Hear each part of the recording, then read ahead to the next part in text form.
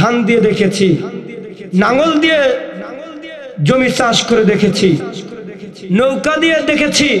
এবার আমরা কোনো রামবামকে দেখতে চাই না, সামনে আমরা আল্লাহর কোরআনকে সংসদে দেখতে চাই। কথা বলুন ঠিক কিনা, জোরে বলুন ঠিক কিনা। আইয়ুবের শাসন, বঙ্গবন্ধুর ভাষণ, জিয়া কেটেছে খাল, ইরশাদের নানান তাল, ফখরুদ্দিন মঈনুদ্দিন সব ঘোড়ার ডিম দেখা শেষ, সামনের টুপিওয়ালাদের বাংলাদেশ। আগামীর সূর্য কোরআনের সূর্য, আগামীর সূর্য ইসলামের সূর্য, আগামীর বাংলাদেশ কোরআনের বাংলাদেশ। কোন নাস্তিক আর মুত্তাকিদের ষড়যন্ত্র বাংলার জমিনে কায়েম হতে দেওয়া হবে না। এদেশের যুবকরা রাতের বেলা তাহাজ্জুদ পড়ে, সকাল বেলা বন্ধুর কাছে কোরআনের দাওয়াত নিয়ে যায়। এদেশের বিশ্ববিদ্যালয়গুলো আল্লাহর কোরআনের দুচ্ছয় ঘাটিতে পরিণত হয়েছে। আমরা শাহাদাতের রজনী পেশ করি। টেকনাফ থেকে তেতুলিয়া, রূপসা থেকে পাতুরিয়া, সুন্দরবন থেকে বান্দরবান পর্যন্ত আল্লাহর রাজ কায়েম অবৈধ হয়েছে। আমরা শাহাদাতের রজনী পেশ করি। যেই জমিনের শহীদের রক্ত ঝরেন, আকাশে যখন বৃষ্টি হয় ওই জমিন ফসলের জন্য ভার হয়ে যায়। যেই জমিনের শহীদের রক্ত ঝরেন ওই জমিনে আল্লাহর রাজ কায়েমের জন্য ভার হয়ে যায়। এই দেশের মুসলমানরা ইসলামের জন্য কাতর জীবন দিয়েছে, বাতিলের কাছে মাথা নত করে নাই। 56,000 বর্গ কিলো প্রতিটি মাটি আল্লাহর রাজ কায়েম দুচ্ছয় ঘাটিতে পরিণত হবে। কারা কারা রাজা মুসলমান তাকবীর দিয়ে আল্লাহকে দেখায় দাও। আল্লাহর নবী বিশ্ব নবী পবিত্র কোরআনুল কারীমকে 3টি প্রশ্ন করলেন। 1 নাম্বার প্রশ্ন করলেন, বলো তোমার নাম কি? কোরআন জবাবে ডাক দিয়ে বলে, ইয়া রাসূলুল্লাহ, ইয়া হাবিবাল্লাহ, নবী গো, আমার নাম হচ্ছে বাল হুয়া কুরআনুম মাজিদ। জোরে বলুন আল্লাহু আকবার। আল্লাহর নবী বিশ্ব নবী ডাক দিয়ে বলেন, ও কোরআন, আমি বুঝলাম তোমার নাম বাল হুয়া কুরআনুম মাজিদ। এখন বলো বলো কোরআন, তুমি কোথায় থেকে এসেছো? কোরআন জবাবে ডাক দিয়ে বলে, ইয়া রাসূলুল্লাহ, ইয়া হাবিবাল্লাহ, নবী গো, আমি কোরআন এসেছি ফি লাওহিম মাহফুজ। আমি কোরআন এসেছি লাওহে মাহফুজ থেকে। চিল্লায়ে বলুন আল্লাহু আকবার। আল্লাহর নবী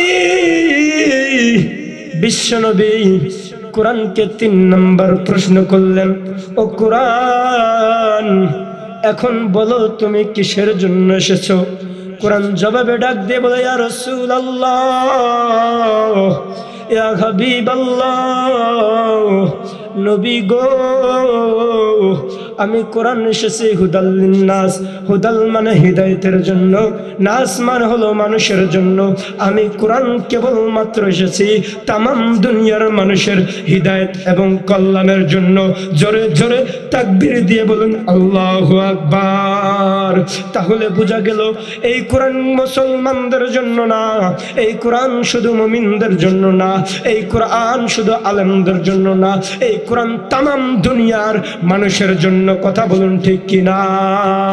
এই কোরআন কেবলমাত্র এসেছে মানব জাতির হিদায়াতের জন্য এবং কল্যাণের জন্য। এই কোরআন যে মানবে, এই কোরআন অনুযায়ী যে জীবন পরিচালনা করবে, তারাই হবে কেবলমাত্র জান্নাতি। বলেছেন কে? আওয়াজ দিয়ে বলুন, কে বলেছেন? আল্লাহ রাব্বুল আলামিন বলেন, এই কোরআনুল কারীম যদি আপনি মানতে যান, এই কোরআনুল কারীম দিয়ে যদি জীবন পরিচালনা করতে যান, বাবাজি, এই কোরআন অনুযায়ী যদি আপনি জীবন পরিচালনা করতে যান, আপনার বিরুদ্ধে 3টি বাধা আসবে। মনোযোগ দিয়ে শুনবেন। 1 নাম্বার বাধা হলো সামাজিক বাধা, 2 নাম্বার বাধা হলো রাষ্ট্রীয় বাধা, 3 নাম্বার বাধা হলো পারিবারিক বাধা। এই কোরআন মানতে গিয়ে আপনাকে হামলা মামলা নির্যাতনের শিকার হতে হবে। এই কোরআন মানতে গিয়ে আন্দোলনের লোকেরা কামরুজ্জামান কাদের মোল্লা, মতিউর রহমান নিজামী, কোরআনের পাখি আল্লামা দিলওয়ার হোসেন সাইদি হাফিজাহুল্লাহ শহীদ হয়েছেন। কথা বলুন ঠিক কিনা?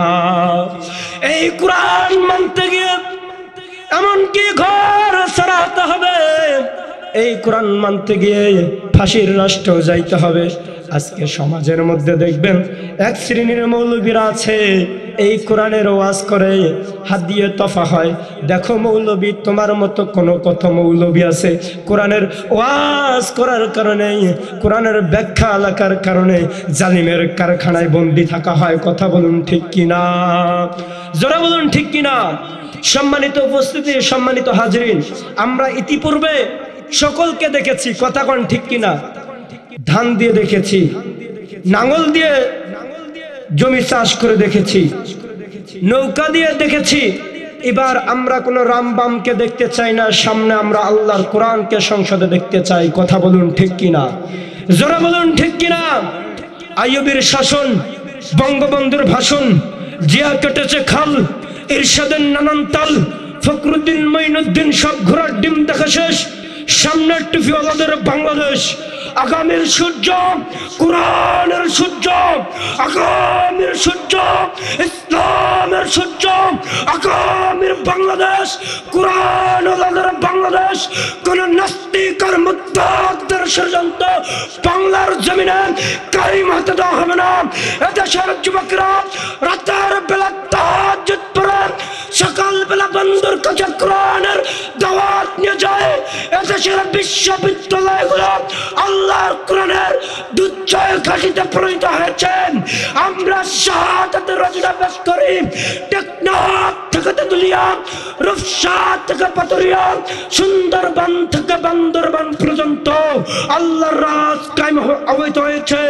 আমরা শাহাদাতের রচনা পেশ করি, যেই জমিনের শহীদের রক্ত ঝরে আকাশে যখন বৃষ্টি হয়, ওই জমিনে আকাশে যখন বৃষ্টি হয়, ওই জমিন ফসলের জন্য ভার হয়ে যায়।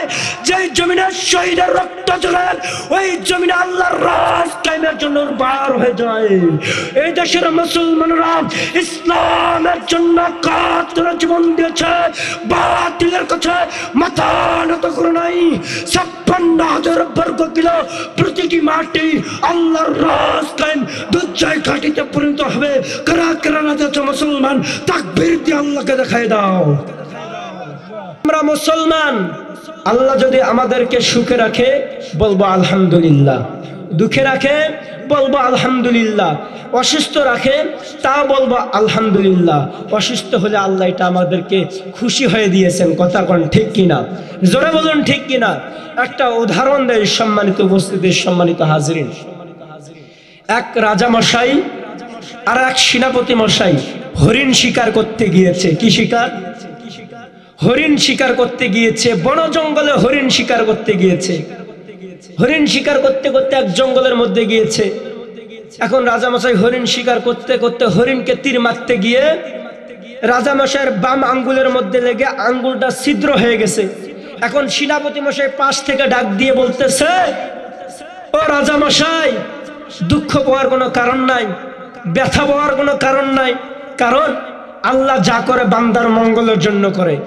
এই কথা শোনার পর রাজামশাই গেছে খেপে। হ্যাঁ, আচ্ছা বাবাজি, আপনারা বলুন তো, আপনাদের দরজা, বাড়ির দরজা হলো ছোট দরজা, ওই দরজা দিয়ে আপনি বাইর হতে গিয়ে দরজায় মাথা লেগে যদি মাথা ফেটে যায়, আপনার স্ত্রী যদি বলে আল্লাহ যা করে বান্দার মঙ্গলের জন্য করে, আপনার কি মেজাজ ঠিক থাকবে? যেমন এই কথা বলছে সেনাপতি মশাই, রাজা মশাই, ব্যথা পাওয়ার কোনো কারণ নাই, আল্লাহ যা করে বান্দার মঙ্গল এবং কল্যাণের জন্য করে। যেমন এই কথা বলছে, এক ডান হাত তুলে এক থাপ্পড়ে সেনাপতি মশাইকে জমিনের মধ্যে বেহুশ করে দিয়েছে। এখন রাজা মশাই চিন্তা করতেছে, এখন কি করব? এখন রাজা মশাই একা একা শিকার করতে করতে করতে করতে এমন এক বন জঙ্গলের মধ্যে গিয়েছে, যেই জঙ্গলের মধ্যে কিছু পাহাড়িরা থাকে, জঙ্গলিরা থাকে, ওরা গাছকে প্রভু মনে করে। এখন তাদের একটা দিবস, যেমন বাংলাদেশে দিবস আছে পহেলা বৈশাখ, 14ই ফেব্রুয়ারি বেহায়াপনা দিবস আছে না নাই? জোরে বলেন আছে না নাই? আমাবস্যা রাত দিবস আছে না নাই? ঠিক ততরূপ ভাবে ওই বনজঙ্গলীদের তাদের একটা দিবস হলো, সেই দিন একটা দিবস হলো কোনো অপরিচিত লোক গেলে তাকে ধরে তার প্রভুর নামে বলি দেওয়া হয়। এখন রাজা মশাই গেছে ওই জায়গায় শিকার করার জন্য, রাজা মশাই গেছে, এখন রাজা মশাইকে সকলেই ধরে ফেলছে, ধরে গাছের সঙ্গে বাঁধিয়ে রেখেছে। ফজরে আজান দিলে পরে তাকে বলি দেওয়া হবে তার প্রভুর নামে। এখন ওদের ফির একটা নিয়ম আছে, এখন কসাই তৈরি হয়ে গেছে, ওদের নিয়ম আছে কারো শরীরে যদি কোনো প্রকার ছিদ্র থাকে, অ্যালার্জি থাকে, দাউদ থাকে, ঘা থাকে, তাকে আর তার প্রভুর নামে বলি দেওয়া হয় না। ওই জিনিসটাকে বলি দিলে তার প্রভু রাগ করে। এখন রাজা মশাইকে বলি দেওয়ার জন্য জমিনের মধ্যে শোয়াইছে, তরবারিটা গলা সমানে বসাইছে। এমন তো অবস্থা ওই কসাইয়ের চোখ চলে গেল, ওই যে আঙ্গুলে যে ছিদ্র হয়েছে মনে আছে, ওই আঙ্গুলের মধ্যে চোখ চলে গেল। কসাই ডাক দিয়ে বলতেছে, ও বন জঙ্গলিরা, একে তো জবাই করা যাবে না। ওরা বলতেছে কেন কেন কেন কেন, কি সমস্যা? তখন ওই কসাই ডাক দিয়ে বলতেছে, এর আঙ্গুল তো ছিদ্র হয়ে গেছে, একে বলি দেওয়া যাবে না, একে যদি আমরা বলি দেই তাহলে আমাদের প্রভু রাগ করবে, একে ছেড়ে দিলেন। যখন একে ছেড়ে দিলেন, উনি মনে মনে চিন্তা করে, আহারে, আসলেই তো সেনাপতি মশাই ঠিকই বলেছে, আল্লাহ যা করে বান্দার মঙ্গল এবং কল্যাণের জন্য করে। আজকে যদি আমার এই আঙ্গুলটা ছিদ্র না হতো তাহলে এই বনি জঙ্গলিরা আমাকে বলি দিত। কথা বলুন ঠিক কিনা? জোরে বলুন ঠিক কিনা? এখন এই সেনাপতি কি করলেন? এই সেনাপতি এখন চলে গেলেন। এই রাজা মশাই এখন কি করলেন? ওই রাজা মশাই এখন বলতেছে, আমি রাজা হয়ে সেনাপতি মশাইয়ের কাছে ক্ষমা চাবো, মাফ চাবো, কারণ রাজা সেনাপতি মশাই ঠিকই বলেছেন। এখন সেনাপতি মশাই, রাজা মশাই দৌড়াইয়া সেনাপতি মশাই দরবারে চলে গেলেন। ডাক দিয়ে বলে, সেনাপতি মশাই, আমি যা করেছি ভুল করেছি, আমাকে তুমি ক্ষমা করে দাও, আসলে তুমি ঠিকই বলেছো। এইদিকে সেনাপতি মশাই জ্ঞান হারিয়ে ফেলেছে। এখন রাজা মশাই ডাক দিয়ে বলতেছে, ও সেনাপতি মশাই, ওঠো ওঠো। এখন পানি দিয়ে নিক্ষেপ করলেন সেনাপতি মশাইয়ের শরীরে। সেনাপতি মশাই জাগ্রত হলেন। সেনাপতি মশাইকে ডাক দিয়ে বলতেছে, ও সেনাপতি মশাই, আমাকে ক্ষমা করে দাও, আসলেই তুমি